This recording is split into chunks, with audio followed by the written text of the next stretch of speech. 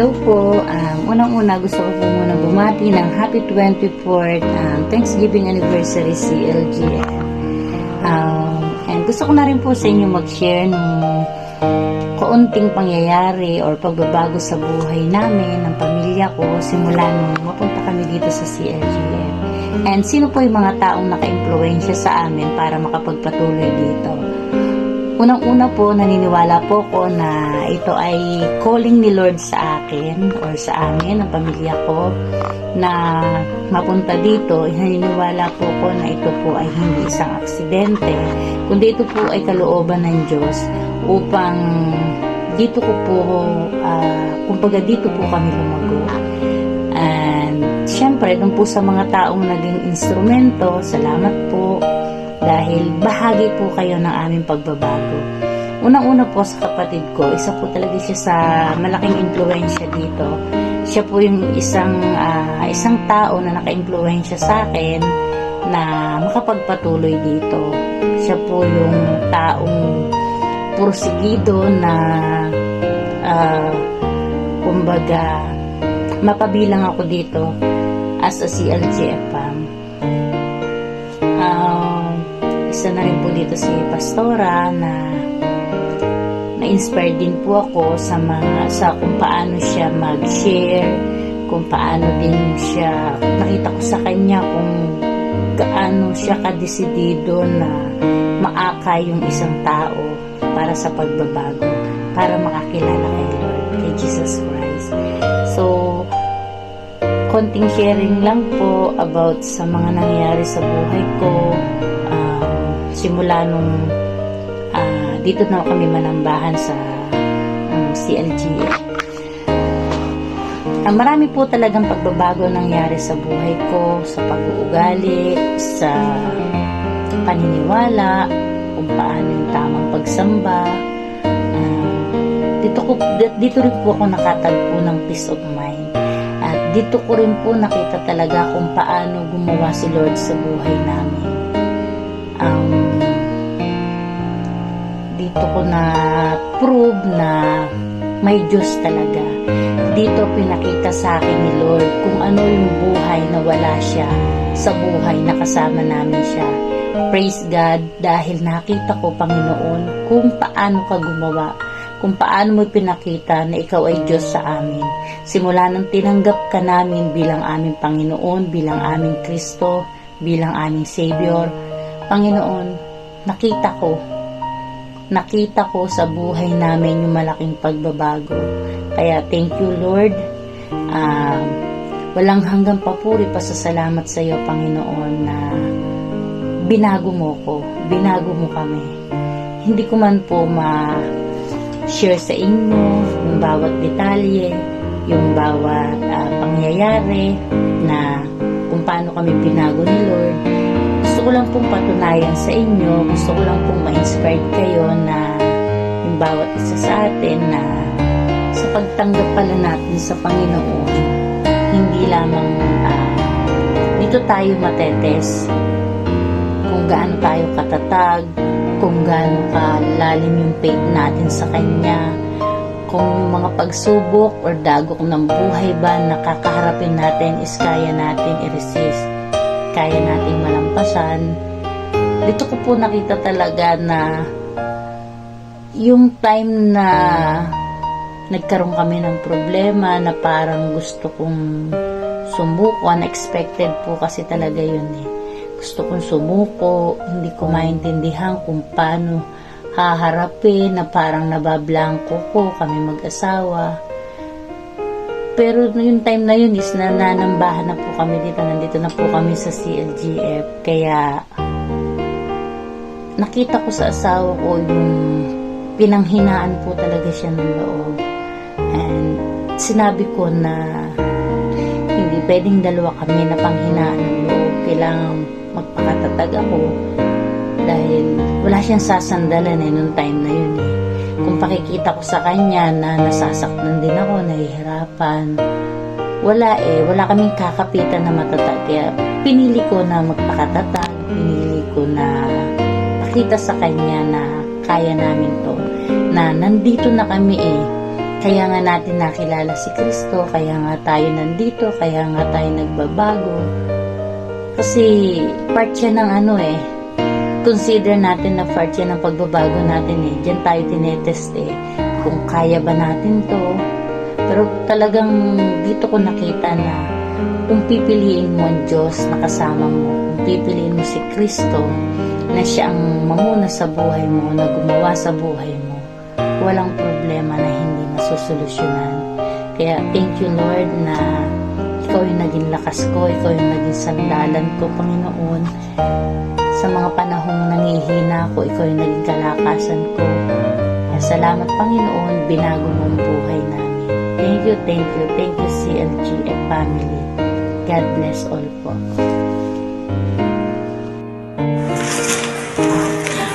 Happy Thanksgiving and 24 years anniversary sa CLGF Wakat. Ako po si Anely Amparo. Dati po akong kaanib sa Iglesia ni Cristo na 19 years po akong kaanib. Natiwalag po ako sapagkat ako po ay nag-asawa po ako ng hindi po iglesia. Hanggang sa ako po ay dito na po tumira sa Daya. Nakilala ko po dito si Pastora. Sila po ay meron pong gawain dito. Nagba-Bible study po sila ni Michelle. So ako po ay inanyahan nila na makinig. Hanggang sa ito nga po tuloy-tuloy na ang aking nagkinig at nag-live po kami hanggang sa ako po ay sumamba. Doon sa pagsamba, yung sumamba po akong sa CLG Wakat po. Una kong samba po talaga yung awit po. Doon napaiyak po ako. Parang kumbaga umano yung puso ko na kailangan ako magpatuloy po ulit sa Panginoon. Kaya eto po, malaking bagay po ulit na nakilala ko si Pastora dahil siya po yung nag-ano sa akin na muli po ako magbalik at maglingkod sa Panginoon. At dito ko po na yung ang Panginoon at si Jesus Christ. Kasi sa dati kong religion, mas nakaunawa po ako dito dahil sa marami po ako na yung pagbabasa ng Bible. Doon po, isa po yun. Kasi sa amin pong dating religion, hindi po talaga kami nakahawak ng Bible. Kaya dito po ngayon sa CLG Wakat po, nagpapasalamat po ako dahil na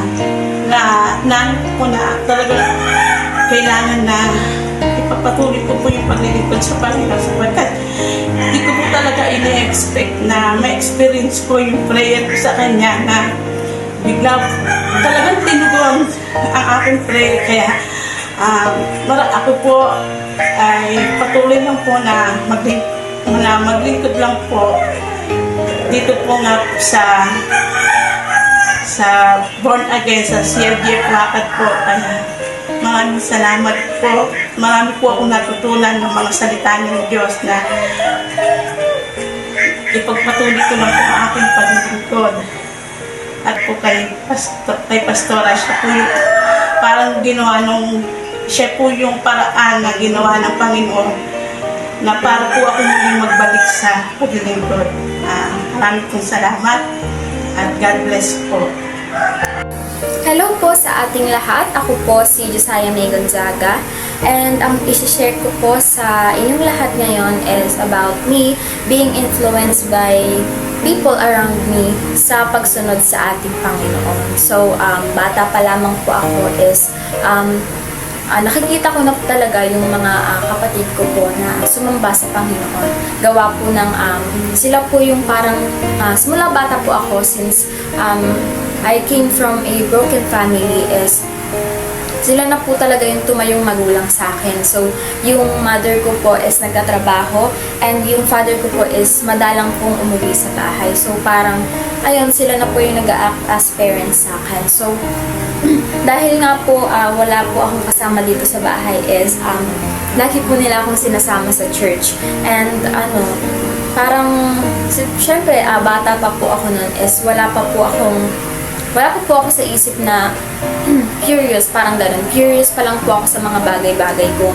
Bakit po nila ginagawa to? Bakit po sila nagpipray? Parang ganun. Bakit po sila uma-attend ng church? Parang kung ano po ba yung epekto nito. So, nung habang tumatagal po, habang lumalaki po ako, is nandun po yung mas nagiging curious po ako. So, ano bang nagiging epekto nito sa kanila? So, ayun, pero nakikita ko naman po na pag po talaga sumasamba ka sa Panginoon is may mga changes po na nangyayari. So, nakikita ko po sa mga kapatid ko na parang ang saya-saya po nila sa church. So, ayun po, since bata po ako noon is parang pinabayaan ko lang po. Pero nung mas lumaki po ako is parang andun na po pumasok sa akin na what if subukan ko din?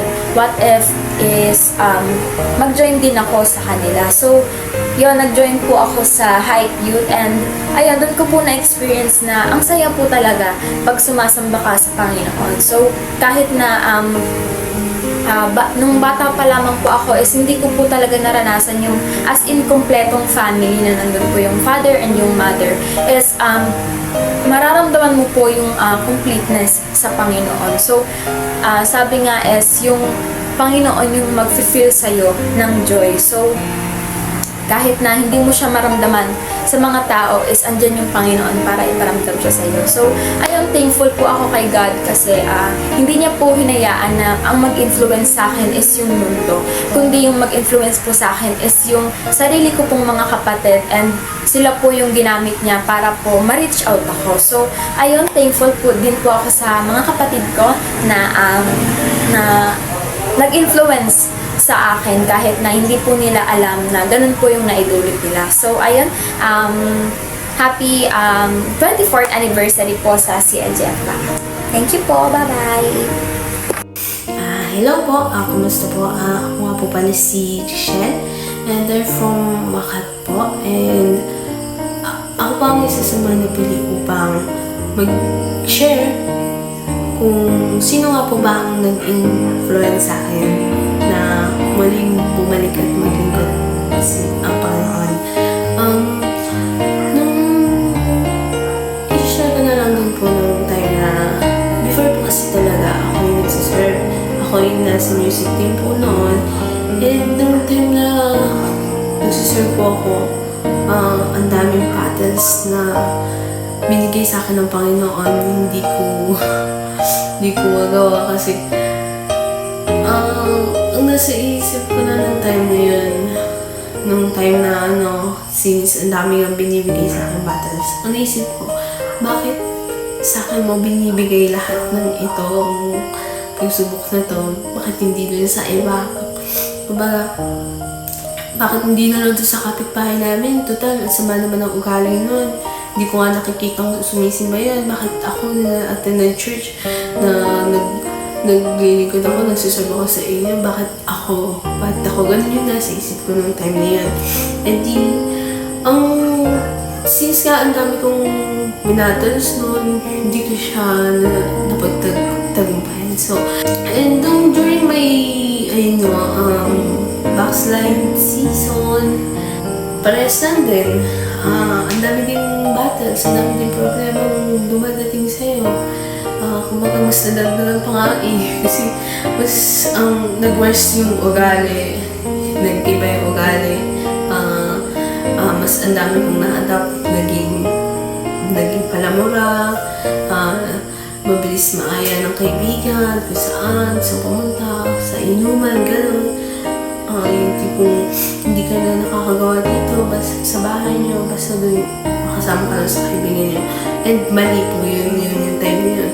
Yun yung akala ko tuwing may problema ako noon, ang solusyon is yung mag-iinom ka.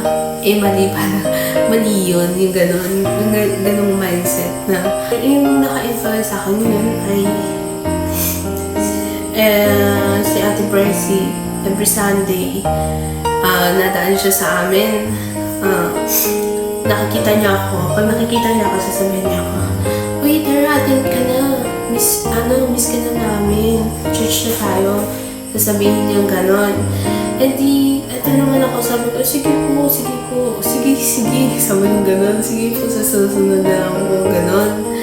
Kasi nga, ayun nga, nahihiya ako, natatakot akong pag bumalik ako, parang i-judge ako kasi, ganito buhay na, kumbaga, yan, makasalanan yan, gano'n, tapos pabalik ka, nagiinom nga yun, tapos magsisimba, gano'n ako. Ganun yung iniisip ko, kaya natatakot ako nun na bumalik, na nahihiya ako. And, ayun, tuwing gabi na naaalala ko yung sinasabi ni Ate Blessing na atin tayo, church ka na, gano'n, naaalala ko, since ako, gusto ko na din makabalik doon. Sabi ko, pray na ako, mag-pray na ako na sana mawala yung hiya ko, yung takot ko na bumalik at paglingkuran siya, ganun. Nabi kong prayer na sana mawala yung ganyan. Is nga yun yung place na sabi ko, ako na mismo yung nag-approach, bigla naisip, sa akin, sa utak ko, biglang nagsabi sa akin, nalapitan si Ate Blessing sabi ko kay Ate Blessing, pwede po bang sumabay sa inyo sa Sunday, mag-church po? Sabi niya, sige, pwedeng, sabay na lang sa inyo kasi, ayun, medyo nahihiya nga ako. Pero hindi ko sinabi na nahihiya ako.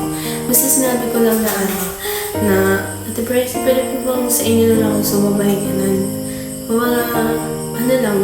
Pinanalo kasi naman yung sarili ko na,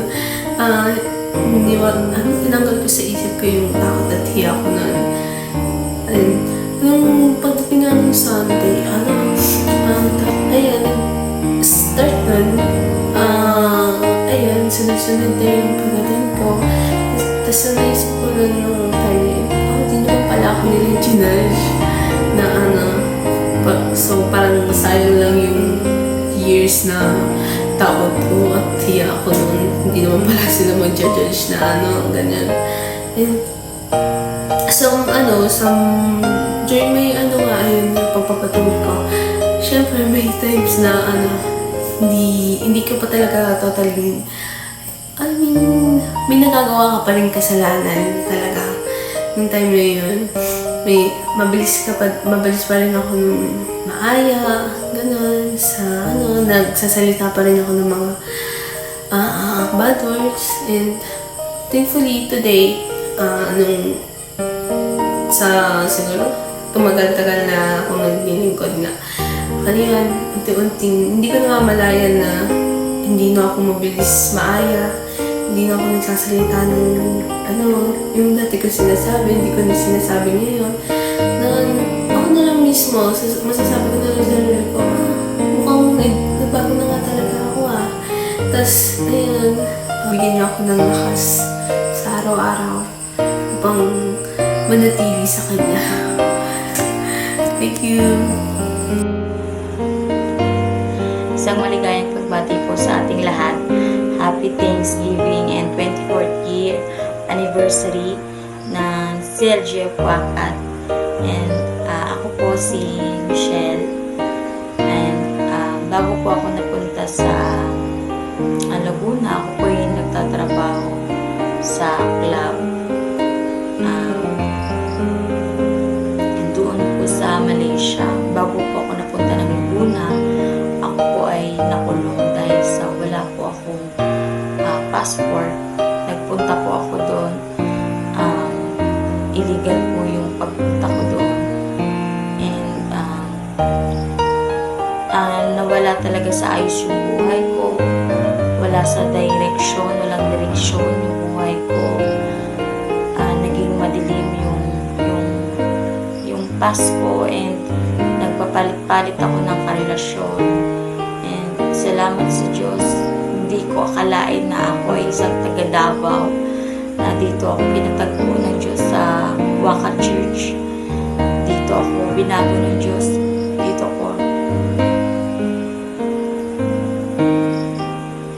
Dito ko naranasan yung pagmamahal ng Diyos, yung habag ng Diyos, yung pagpapatawad ko.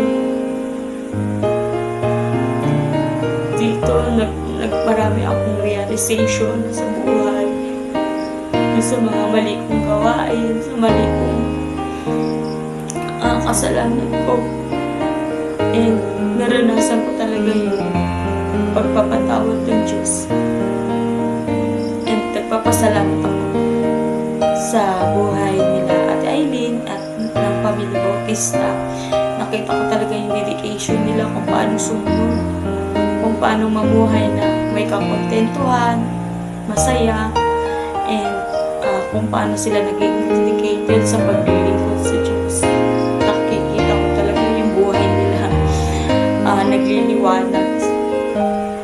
Hindi ko ma-explain sa paano parang pag nakikita ko yung aura ng mukha nila, parang there is something na light na ako nakikita. And na-inspired ako at nagpatuloy ako. Although hindi madali yung naging madali yung journey. But I thank God kasi nakapagpatuloy ako and nagpapatuloy. Maraming salamat sa Panginoon. To God be the glory. Juan, ako nga po pala si Marcus. Dati po akong nagiinom, naninigarilyo, nagsusugal. Dahil po sa influensya ng aking asawa, nabago po ako. Amen. Sa papaanong paraan ako naging ma-influensya sa'yo pa ng pagbabago sa buhay mo? Sa papaanong paraan? Dahil sa nakikita ko sa'yo, pagsamba mo sa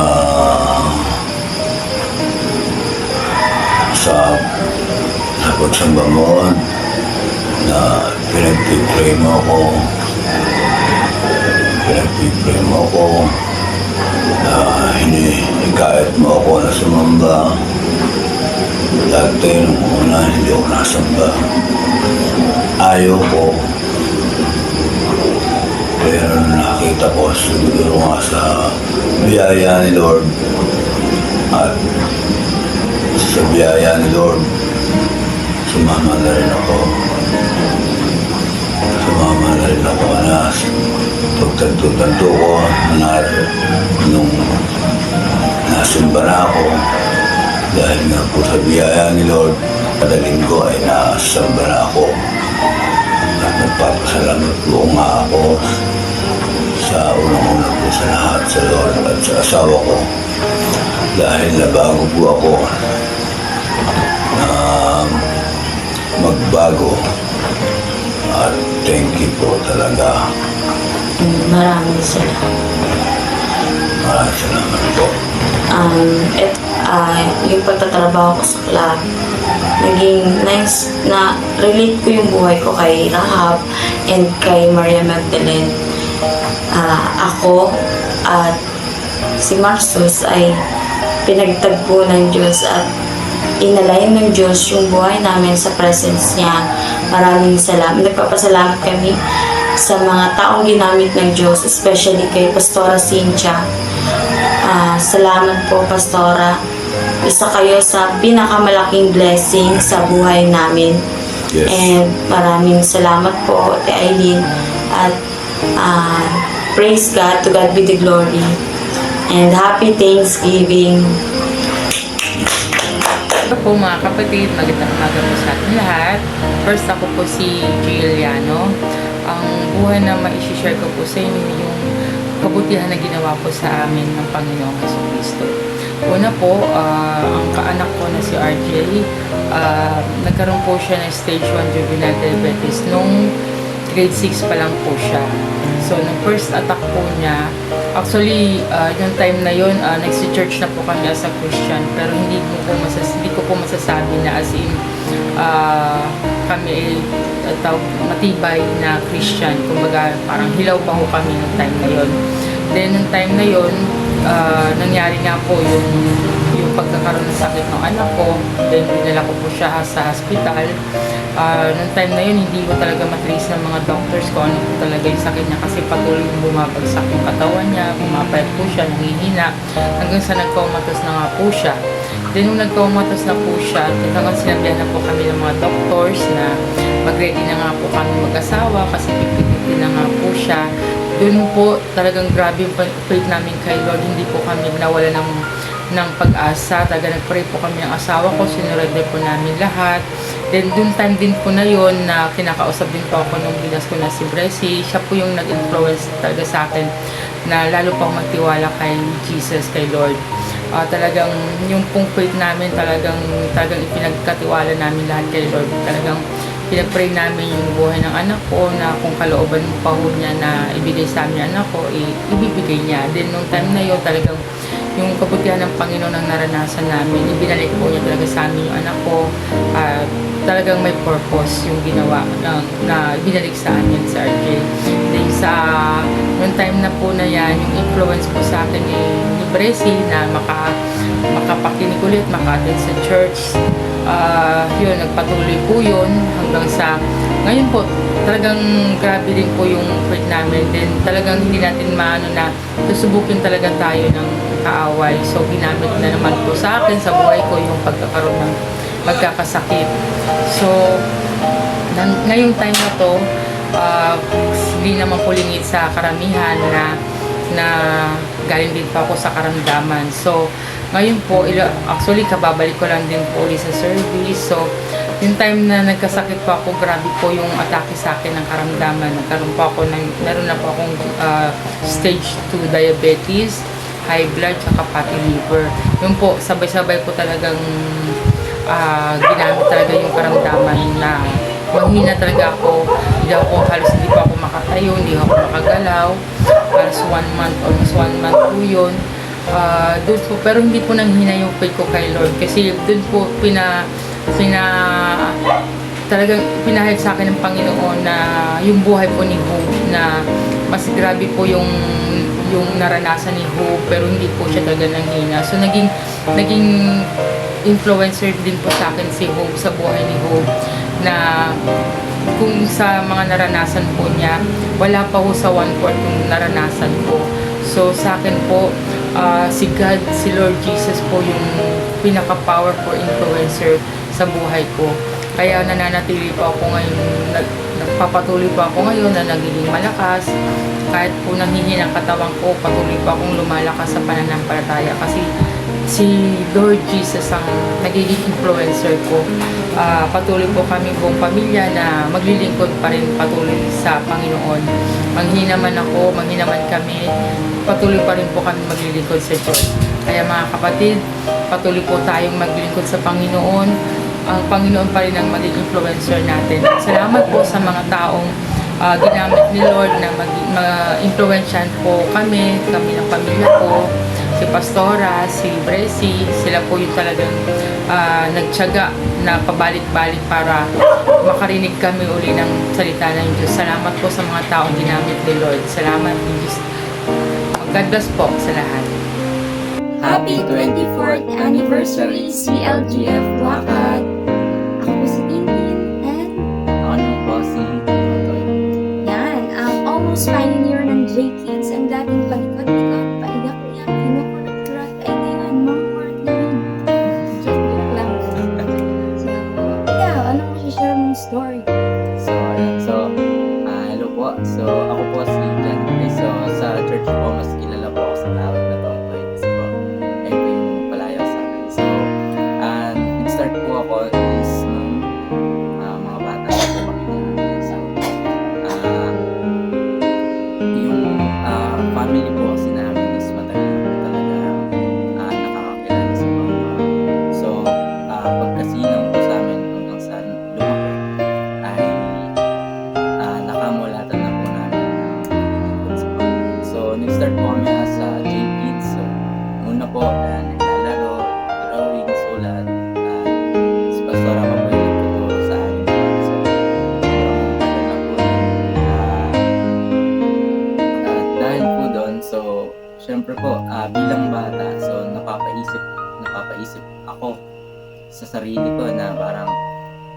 yung ginagawa ko parang anong kaibahan sa ginagawa ng ibang bata, at yung mga nakikita ko sa magulang ko, as nakikita ko sa magulang ng ibang bata na nakakalaro ko. So, magkaiba, magkasalungat po. So, syempre bilang bata na hindi pa ganun kalawak ang pag-iisip, napapaisip ako ano pong meron, parang ano bang meron dito sa pamilya ko na kakaiba ganun sa kanila.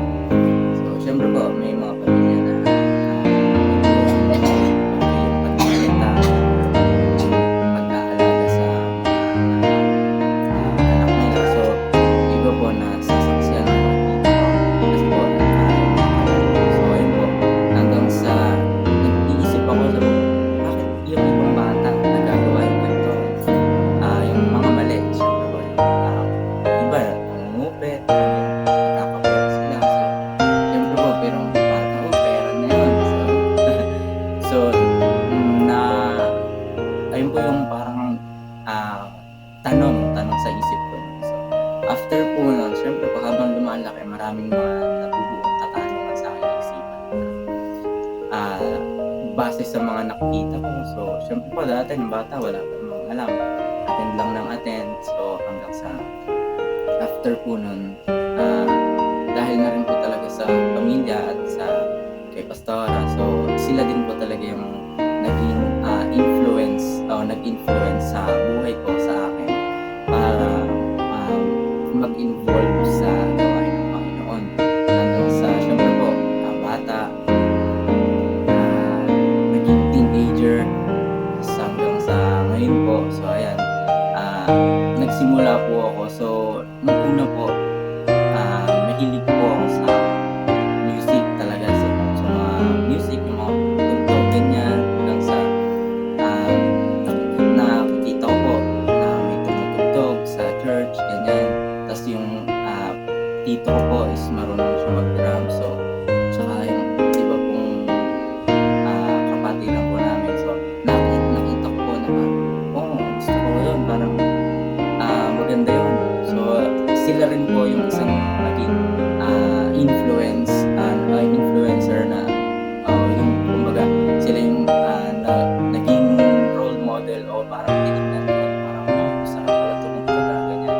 So, syempre po nung una parang isip ko lang makatugtog. So, hanggang sa lumalalim na rin po yung syempre po bilang teenager, nakamulatan sa pamilya. So, habang lumalaki is nabubuksan na rin po yung isipan ko sa kung ano ba ang meron sa paglilingkod sa Panginoon. Nakita ko sa pamilya ko na ito yung mabuti, ito yung masama. Syempre po may mga nagagawa pa rin na kakamali ng bata po ako na parang okay na yun pala yun. So yung minsan po yung mga tanong ko sa isip sasagot dahil sa mga nagagawa ko. So, syempre po sa pamilya ko, si mama, si papa, so hindi po sila nasasawa na maalala magtulong sa mga maraming bagay po, lalo na sa gawain. So, after po nun, so tumagal na po, grade 6, so elementary po ako nag-start sa pagtugtog. So, nung una po, syempre, hindi pa po talaga ako sanay na tutulong ako ng konting basic. Nakatugtog na po ako. So, syempre po, nung una bata, okay, tugtog lang, ganyan. Tapos, nung tumagal na po, syempre po, habang tumatagal, habang tumatanda, ay nabubuksan yung isipan at namumulat sa realidad. So, hanggang sa dumating na rin po yung time na may mga personal problems and may mga battles na rin po na kinakaharap, hanggang sa nagkaroon din po ako ng lang po nung ngayong college lang din po yun. So college na po ako ngayon. So since LM po nag-involve na po ako sa music ministry. So ganun na po katagal. So after po nun, so syempre po habang mas lumalalim, mas tumatagal sa gawain, mas lumalalim ang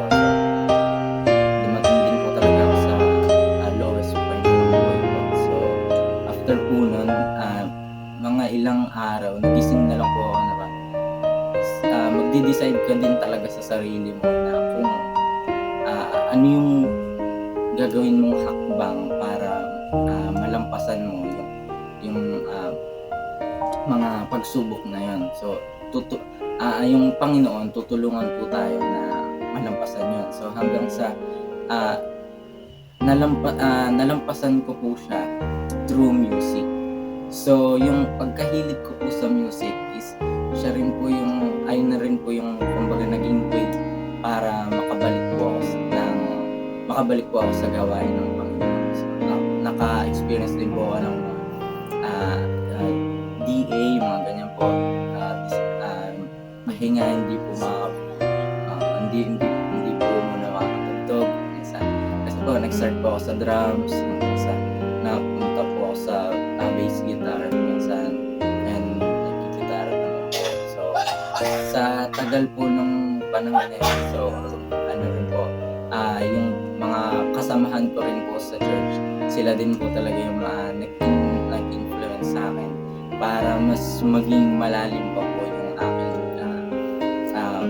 pananampalataya sa Panginoon. So, sa tulong na rin po ng kapatid ko, ng pamilya ko, at lalo-lalo na po sa pastor, ginagabayan po nila ako hanggang ngayon na mas lalo pang maging matatag sa gawain ng Panginoon dahil hindi pa dito nagtatapos na kasi kumbaga hanggat buhay may pag-asa. So, hanggat may buhay, kailangan magpatuloy. So, ayun po yung kumbaga nagmo-motivate sa akin para mas magpatuloy pa dahil ang laging tumatatak po sa isip ko ay hindi ko to ginagawa para sa tao, para sa pamilya, para sa sarili ko, kundi ang lahat ng ito ay ginagawa ko para sa Panginoon. So, ayun lang po yung sa akin. Wala ka pa masabi na. So, ako naman po, kilala po ako bilang teen, ano po. So, I grew up in a Christian family, pero that doesn't mean po na my faith is go smoothly sailing, ano po. So, going to church before ng bata ako is part of my weekly routine. Until dumating po yung time na na-curious ako. I got curious why my mama and papa are so drawn sa pagsaserve kay Lord. Bakit these people, binipilit nila akong sumama sa practice ng music team at an early age. And that's when I started na i-open yung life ko with Jesus. So, na-curious ako who is Jesus and if He is real. Ano po? So, until my curiosity leads me to slowly opening my life to Him. The first time I encountered Him is literal na ramdam may inubit sa katawan. Felt like may tinanggal sa pagkatao ko and bagaan siya sa pakiramdam. Not knowing na that was just the start of the real battles sa buhay ko at sa paglilingkod ko. So, nag-involve ako sa ministry, taga-abot ng lapis sa J-Kids, sa dating part din ng J-Kids, tinuturuan lang. So, hanggang sa naging assistant, naging backup, naging leader, at marami pang iba kung saan pwede singit yung mga bagay na pwede kong gawin. So, sa start ng journey, masaya. Masaya yung maglingkod, nandiyan yung excitement, nandiyan yung eagerness, pero habang tumatagal, present rin pala ang battle. So, dagdagan mo pa ng mga school life at different kinds of pressure sa buhay. So, hindi ako naniniwala naman sa anxiety or depression. Because for me, that time, it is just the same ng stress o problems. Sabi ko, hindi, problema lang yan. Tinatawanan ko yung klase na nag-share sa akin. Kasi sabi, di ba, makinig ka sa, mag-share ka ng word of God. So, ako nag-share. Kasi nag-share niya, may depression daw siya. So, hindi totoong depression. Pero until dumating yung time na ako yung nakaranas nun. Pandemic came and all the unexpected things happened. So I was very denial at first na may anxiety ako and depression hanggang sa dumating yung time na ilang beses akong nadadala sa hospital for having panic attacks. So, pabalik-balik ako sa iba't ibang doctors kasi hindi ma-found out yung sakit ko. Kasi nga, masakit yung ganyan, masakit yung ganito, masakit yung kung ano-ano sa katawan. Ano po. So, pabalik-balik ako sa iba't ibang doctors kasi hindi ma-found out ano yung sakit ko. Masakit yung ulo, masakit yung tiyan, masakit, ano-ano, pakiramdam ko talaga, sobra-sobra na may malalang sakit na talaga ako. So, I was thinking every day, I was very dysfunctional that time. Lahat ng ministry ko, naging off ako doon. Ibinaba muna kasi nga, very dysfunctional, hindi ka nag-function ng maayos, very distracted ka. Even sa school, hindi ako napasok sa school. Not knowing na may anxiety na ako and depression, nag-collide din naman. Kaya, sabi ko, ano ba to?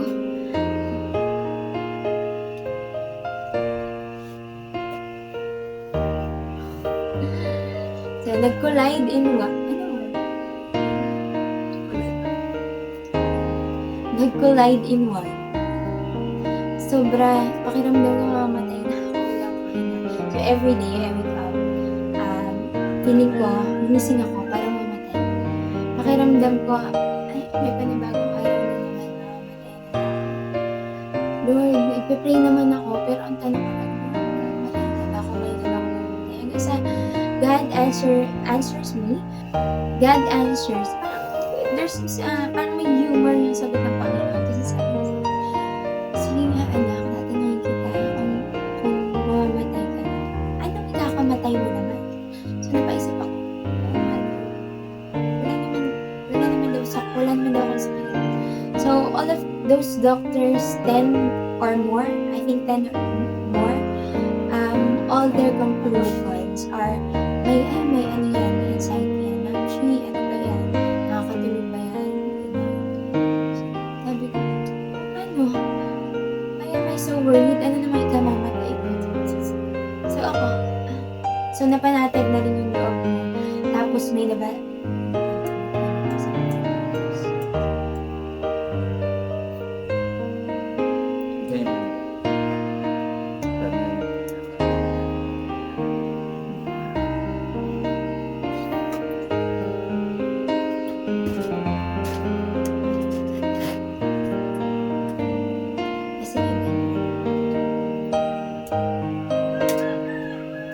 I was hopeless that time, thinking na I am incurable.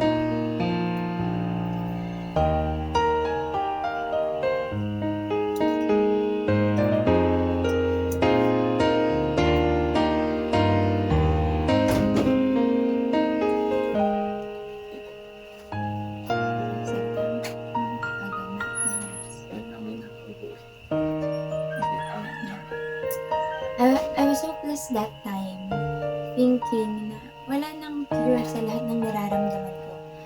Pero those times, although nanghihina ako, that doesn't stop me from reading God's Word. At hindi ko makakalimutan na in John 9, verse 3, so may nagtanong kay Jesus kung bakit, kung kasalanan ba nung nanay, kaya ipinanganak na bulag yung tao papagaling ni Jesus. Hindi, ang sagot ni Jesus, ipinanganak siya bulag hindi dahil sa nagkasala siya o ang kanyang mga magulang, hindi upang mahayag ang kapangyarihan ng Diyos sa pamamagitan niya. So, ang naging answer sa akin is, everything happens for a reason. Dumating yung bagay na yun, yung sobrang hirap na hirap kasi talaga ako. I need to think positively ang naging answer sa akin at nangyari ang bagay na yun para mahayag yung kapangyarihan ng Diyos sa pamamagitan. Kaya, that time, pero very, mahirap talaga siyang labanan.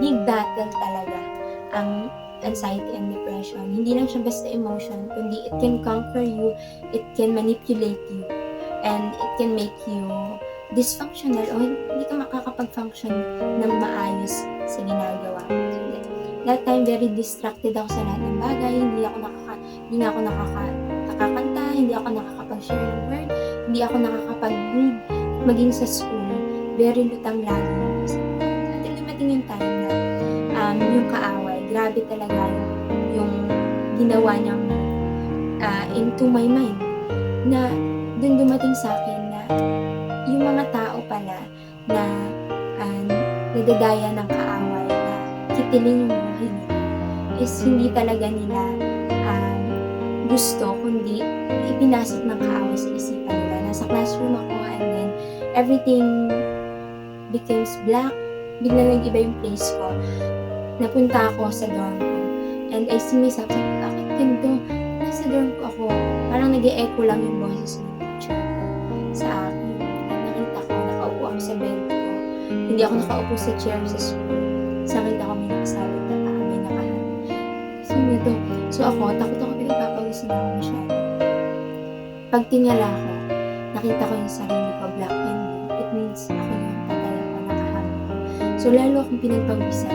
Tapos kahit ipikit ko yung mata ko, patuloy ko nakikita yung sarili ko sa ganung sitwasyon. So I was praying, why is this happening, Lord, in the name of Jesus? Nire-review ko siya. So ako noon, very hesitant ako to go back sa dorm ko.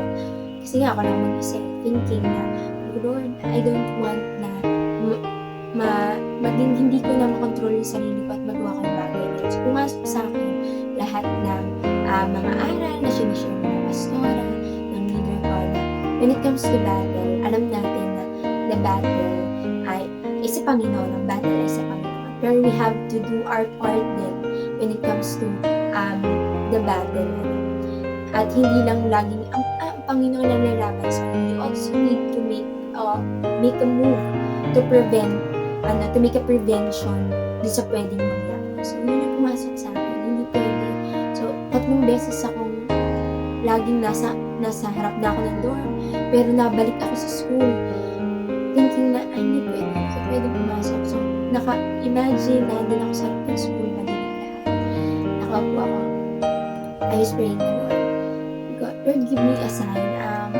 Not literally sign. I was waiting for God's answer if I'm going home from Quezon to Laguna. Lord, please answer me. Then, 11 p.m., umuwas ako 8. Nag-answer ang Panginoon. 11 p.m. Sige, ano ka? It's okay. Bumalik ka. So, kahit kasagsagan, madaling araw, talagang bumalik. So, that time, I was very thankful.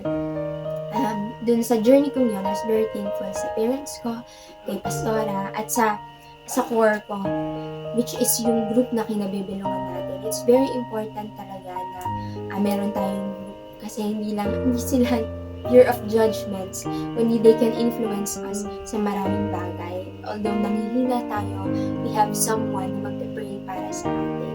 Napakagandang bagay na i-share ko po yung ganoong bagay. Mag-1 year na ngayon since dumating yung time na yun na feeling ko ay hindi, itong mga doctors limited lang kasi yung alam nila. Hindi magagaling yung mga doktor kaya hindi nila malaman kung ano sa kanila. Sobrang OA ko na. At feeling ko naman ngayon halata na pa rin naman kung OA ako. OA talaga. So, yun, nawalan ako ng tiwala sa tao. Patuloy akong ibinabalik ng Panginoon. Talagang sisimulan mo din sa pag-decide sa sarili. Gumising ako isang araw, Lord, hindi pwedeng habang buhay ganito. Hindi pwedeng mag-stop yung paglilingkod ko sa'yo. Hindi ito yung hadlang sa akin. Namamatay na lang akong ganito, Panginoon. Kaya I decided na starting this day, kung ano man nararamdaman ko, I rebuke this in the name of Jesus. At talagang right now, I'm still healing, but doesn't stop growing sa paglilingkod sa Panginoon.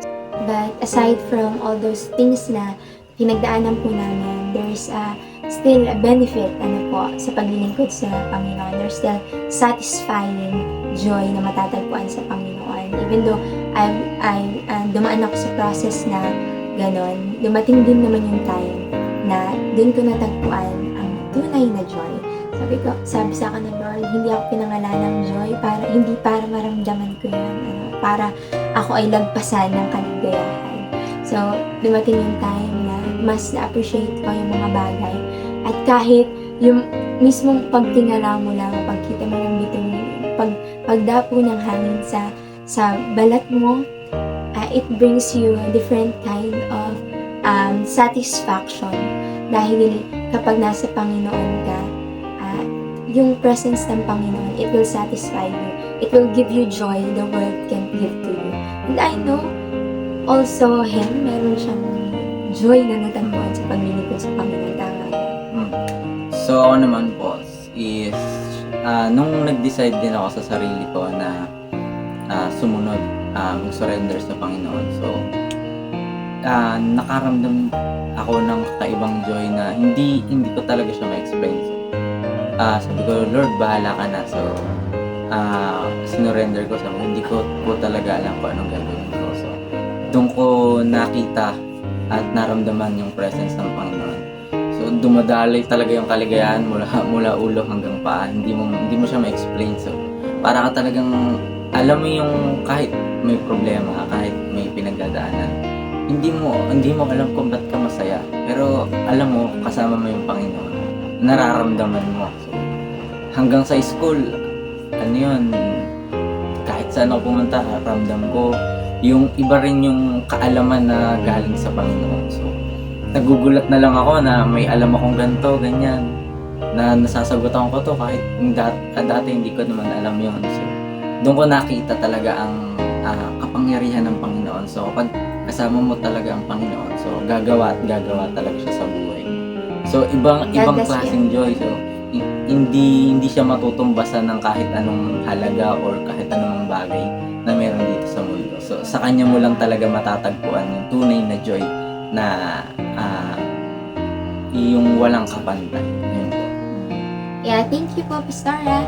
Thank you to our mama and papa. Thank you to our leader. Thank you po to all the influencers na ginamit ng Panginoon sa buhay namin dalawa. At nag-start po kami na maglingkod ay at an early age na kami ay na-introduce agad sa Word of God. Kaya maaga yung pagkakilala sa Panginoon, maaga rin yung mga testings. Pero our journey doesn't stop here. This is just a part of our story and we will still continue growing in God's grace. It is God's grace talaga na talagang humango sa aming mga battles. Kasi every time we decided na gusto naming magbago, hindi naman po namin kayang baguhin ang sarili namin. Hindi po, instantly, hindi namin kaya. Kahit gaano mo, di ba yung sabi, self-motivation. Part lang siya, pero hindi mo kayang iangat ang sarili mo. It is God's grace na nagtayo muli sa amin at nagagamit na magbukas sa Panginoon. God bless everyone and once more, Happy 24th Anniversary CLGF Wakan!